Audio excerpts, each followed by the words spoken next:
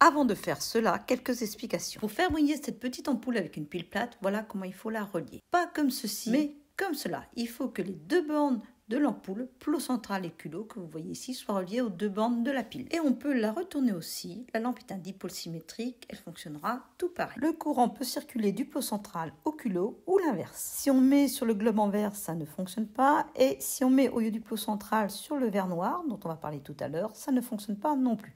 C'est vraiment le culot et le plot central. Et quand je relie cette lampe sur une douille, comme ceci, la partie métallique que vous voyez au fond, ici, est reliée au plot central et reliée à une des bornes du support. Et celle-ci est reliée au culot. Et quand vous mettez cette lampe dessus, en fait, vous reliez le culot et le plot central aux deux bornes du support. Vous le voyez très bien sur cette vue en coupe en dessin. Et donc, maintenant, il suffit de mettre les bornes de la pile aux deux bornes du support, comme ceci. Et c'est comme si on alimentait directement la lampe au niveau du plot central et du culot. Et dans une lampe de poche, c'est pareil. La lampe est vissée sur une douille. Il y a une partie métallique qui est renvoyée ici à une des bornes de la pile.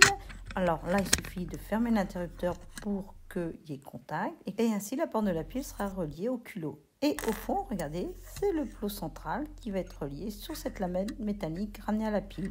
Et on peut mettre la pile dans n'importe quel sens puisque la lampe est un dipôle symétrique. Et si j'ouvre l'interrupteur, c'est le culot qui est plus relié à la pile et la lampe ne brille plus. Alors, cette petite lampe à incandescence, quand elle est parcourue par un courant, le filament chauffe par effet Joule et ainsi produit de la lumière. Les lampes à incandescence ne sont plus utilisées dans les habitations car en fait, il y a des pertes thermiques. Elles chauffent et donc toute l'énergie électrique n'est pas transformée en énergie lumineuse. Il y a des pertes en énergie thermique. Mais pour ce qu'on va faire ici et pour les séquences qu'on fait en collège, elles sont très intéressantes à utiliser. Et maintenant, nous faisons l'autopsie de la lampe. Nous voyons ici le plot central, le verre noir, le culot et pour voir à l'intérieur, nous allons casser le globe en verre. Ici, j'ai enlevé le globe en verre et vous voyez l'intérieur. Vous voyez ici la perle qui est en verre et les tiges en cuivre ici qu'on voit là et là. Alors, comment tout ça est relié? Il faut que je vous explique à partir d'un schéma. Pour que le courant circule dans le filament, il faut une chaîne continue de conducteurs du plot central au culot et inversement. Le plot central est en métal, on va l'observer en vrai. Cette lampe, c'est une lampe qui, à force d'être vissée, eh bien, le verre a sauté et le plot était complètement écrasé. Mais ça nous permet de bien le voir. Donc je vais découper un petit peu autour et puis vous allez voir un petit peu mieux ce plot central. Voilà, comme ceci. Et le plot central, il y a une tige qui repart. Regardez ici, on va la voir aussi en vrai. Je m'arrête là. Voilà, elle est ici et elle traverse le globe en verre. Elle remonte comme ceci. Alors là, on arrive à une zone où on a une perle en verre qui permet aux deux tiges que vous voyez ici de ne pas rentrer en contact. Ensuite, ça continue dans le filament jusqu'à l'autre tige. Alors, on s'arrête là, je vous montre la perle. Regardez, elle maintient les deux tiges et elle empêche qu'elles rentrent en contact. Voilà, vous les voyez ici, les deux tiges et la perle. Ensuite, la tige en cuivre continue jusqu'au culot et en étant soudée à cet endroit. C'est là où on voit la soudure à l'extérieur. Tout le culot est une partie métallique qui fait tout le tour. Là, le globe en verre est descellé et on voit que la tige qui va vers le culot, en fait, elle traverse évidemment l'ampoule et elle arrive à la soudure qui est ici. Donc là, on est relié au culot. Et quand l'ampoule est scellée, en fait, la tige arrive en dessous. Donc il y a celle qui va vers le plot et il y a celle, regardez, qui va vers le culot. Ça remonte et c'est soudé un peu plus haut, à ce niveau-là. Voilà, donc les deux tiges en fait descendent sous la lampe. Là, j'ai tout enlevé, il reste que le culot. Vous voyez un peu sa forme, tout est métallique. Et le verre noir qui est ici empêche le contact entre le plot central et le culot. Alors, pourquoi il est noir, lui, alors que la perle est transparente? Eh bien, vous allez le comprendre dans une image tout à l'heure. Donc, vous le voyez ici, il empêche le culot de toucher le plot central. Ce n'est pas un conducteur électrique, c'est un isolant, comme du verre normal. Là, il est cassé. Voilà, regardez, j'ai cassé une lampe qui était morte. Et vous avez le verre noir. Et vous avez aussi le globe en verre dont on va parler ensuite. L'ampoule en verre est scellée dans du ciment pour la maintenir à l'intérieur du culot. Donc, vous voyez le ciment ici à l'intérieur qui permet de maintenir l'ampoule. Alors, ici, l'ampoule est descellée, on voit, et bouge. Donc, la fixation a lâché. Avant d'expliquer le rôle du globe en verre, nous allons faire fonctionner la lampe que j'avais démontée tout à l'heure en la reliant directement au plot central et au culot. Et ça fonctionne, c'est bien les 2 bornes de la lampe. Alors maintenant, vous allez comprendre pourquoi le verre est noir. Le verre qui sépare le plot du culot. Eh bien, regardez la lumière qui passe en dessous. Vous imaginez, si le verre n'était pas noir, eh bien, on verrait la lumière sous la lampe. Et maintenant, pourquoi il y a un globe en verre? Eh bien, nous allons casser le globe en verre et nous allons voir ce qui se passe quand on la relie à une pile. Alors, je la mets dans du papier sopalin. Alors, 1 pour pas me couper, 2 aussi pour pas casser le filament, sinon ça sera à refaire. Donc, il faut y aller doucement, taper, taper, taper, jusqu'à temps que le globe cède. Et on l'a entendu céder. Voilà notre lampe sans verre. Et maintenant, on va la relier à une pile et on va voir ce qui se passe. C'est le même montage que tout à l'heure. Le culot est déjà relié à une borne de la pile et je m'apprête à relier le plot central à l'autre borne de la pile. Alors, observez bien, c'est parti. Le filament brûle instantanément. Alors, pourquoi? Je vais vous expliquer à partir du schéma. Et si on relie maintenant, il ne se passe plus rien puisque le circuit est ouvert au niveau du filament. Le filament est cassé, le courant ne peut plus circuler. Quand un courant passe dans un filament comme ceci métallique, il chauffe le filament par effet Joule et produit la lumière. C'est bien ce que l'on veut. Sauf que ici, comme il n'y avait plus le globe en verre, eh bien c'est comme dans cette expérience qu'on avait fait dans une autre vidéo. La pile est en court-circuit avec de la paille de fer et le courant étant suffisamment important, la paille de fer entre en combustion avec l'air et plus précisément avec le dioxygène de l'air. Donc là, il s'est passé la même chose. On a le combustible, qui est le filament, qui est en tungstène. On a l'énergie d'activation qui est amenée par la pile. Le courant circule et chauffe le conducteur. Et comme il y a présence d'air, et donc de dioxygène, eh bien, on a une combustion. Le filament brûle. Le globe en verre est donc important. Alors, qu'est-ce qu'il y a dans le globe en verre?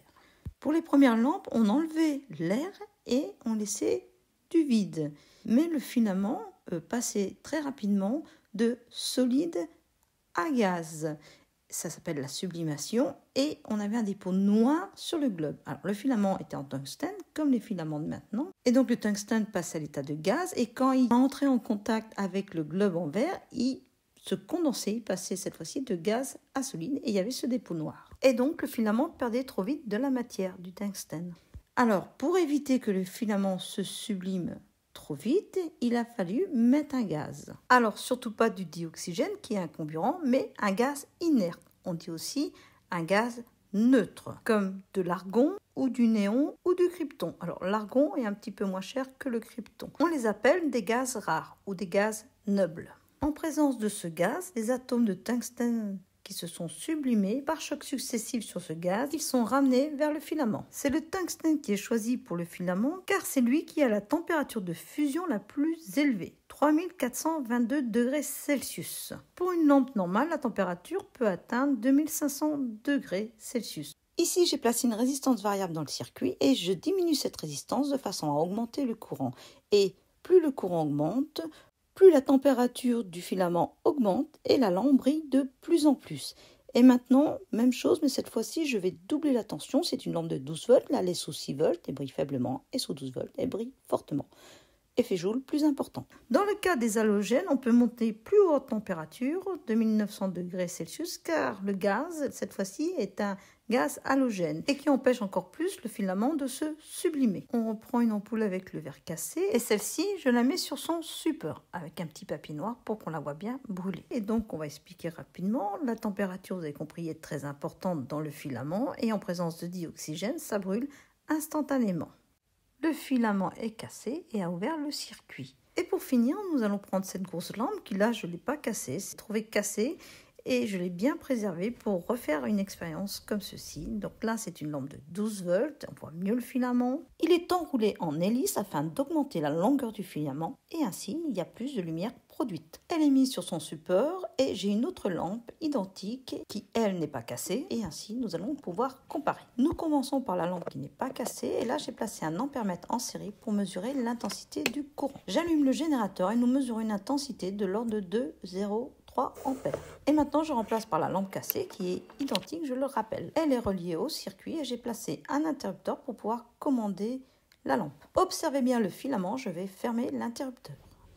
Et voilà, le filament entre en combustion. Et maintenant que le filament est cassé, on n'a plus qu'une intensité de 0 ampère. Le courant ne circule plus car le circuit est ouvert. On peut vérifier qu'un filament est cassé en utilisant un ohmmètre. Alors là, j'ai mis la lampe qui n'est pas cassée. Je mesure une résistance de 1,4 ohm. Et je l'avais mesuré aussi avant sur la lampe cassée avant que le filament entre en combustion. Et on a 1,6 ohm qui est à peu près la même chose. Et maintenant, je mets la lampe cassée sur son support après la combustion du filament. Et si le filament est bien cassé, on va mesurer une résistance très élevée puisque l'air n'est pas conducteur. Et entre les deux tiges, c'est de l'air. Le 1 avec un point veut dire qu'on dépasse le calibre. Le calibre est de 200 ohms, ça veut dire qu'on est au-dessus et on est bien au-dessus. Et si je reconnecte les deux tiges, c'est-à-dire que je mets le fil à la place du filament qui est cassé, on retrouve une certaine résistance. Donc vous avez compris que le globe est très important et il renferme un gaz inerte.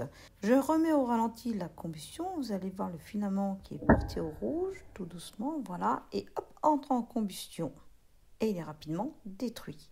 Donc l'intérêt d'un gaz inerte est d'empêcher cette combustion et empêche également le filament de se sublimer. Et ainsi, il dure plus longtemps. Vous avez d'autres vidéos d'électricité sur TikTok et Instagram. Et sinon, sur la chaîne YouTube, vous avez plus de vidéos plus complètes. Il suffit d'aller dans la playlist électricité.